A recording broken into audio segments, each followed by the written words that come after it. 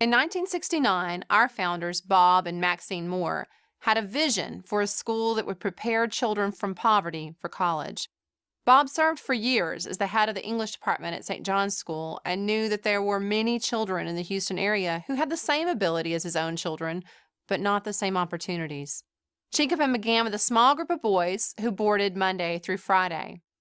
Our founders believed it was imperative to remove them from the pressures of home and environment in order for them to flourish academically, and flourish they have.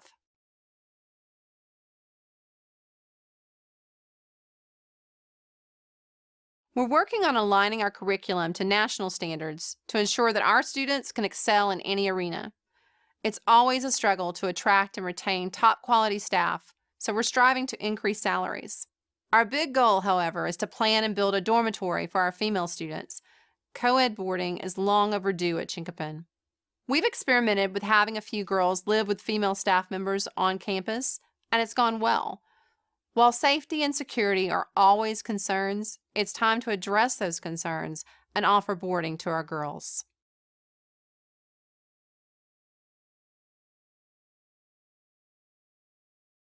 No other public or charter school system has the long-term results that we do. 85% of our graduates go on to finish college.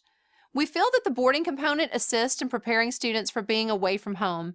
It also nurtures the strong faculty and student bonds that help build confidence and resilience in our students. Chinquapin is not just a school, it's a family.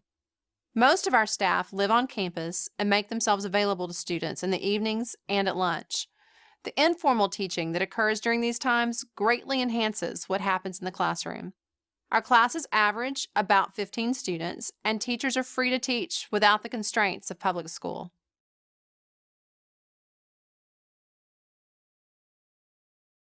Our motto of quid pro quo is ingrained in every Chinquapin student. For 50 minutes every day, everyone on campus has chores to complete. This serves the dual function of eliminating the need for a custodian and teaching students the value of their education by having them give back to the school in return for the nearly $14,000 it takes to educate each one.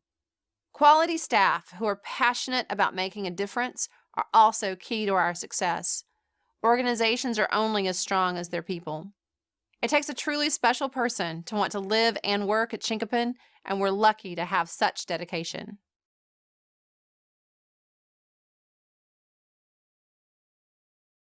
We're only successful if our students are accepted into a four-year university and then thrive there. Our 85% completion rate of a four-year degree is proof of that success. We align our curriculum with that as our vision. As a faculty, we meet every semester to discuss students who are on academic or disciplinary probation and determine how we'll meet their needs or even if they should be retained at Chinquapin. One student who was dismissed in 7th grade turned himself around, was readmitted in 9th grade, and graduated last year as a Gates Millennial Scholar. He's now doing quite well at Harvard.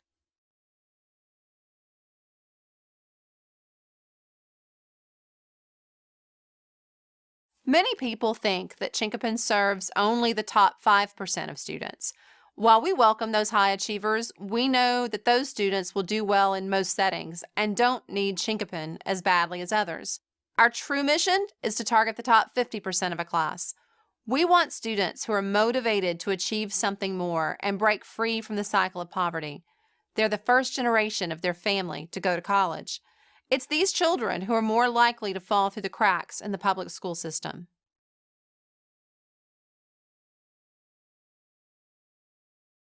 Chinquapin retains close bonds with its past students through an active alumni group. These are our success stories. They came to us out of poverty, but through hard work and an eye on the prize, they've managed to become the first in their families to go to college. We enabled them to provide a comfortable life for themselves and their families. They also give back to the community, keeping Chinquapin's motto alive. They range from our current board president, who's also an attorney, to our most recent class of graduates, which includes students who were admitted to Harvard, MIT, Bryn Mawr, one of those is a Posse Scholar, Smith, and Rice. These students earned over $500,000 in scholarship funds for their freshman year.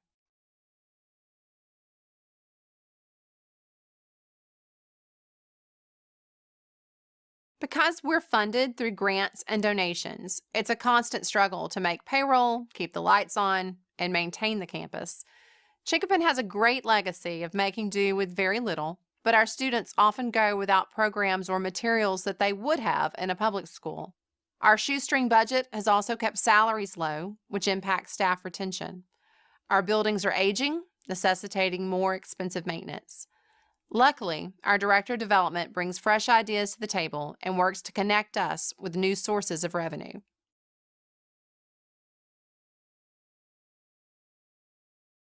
What wouldn't we do with additional resources? We would increase our security lighting, replace the leaky gym roof, buy a new bus to replace our aging one. We'd install a new air conditioner in the dining hall, raise salaries to a competitive level, provide more advanced placement courses, repair our greenhouse, and so much more. Our primary 3 priorities are to enhance our compensation package for staff, build and utilize a girls' dormitory, and repair or replace capital items that are in need of more than a Band-Aid in regards to maintenance.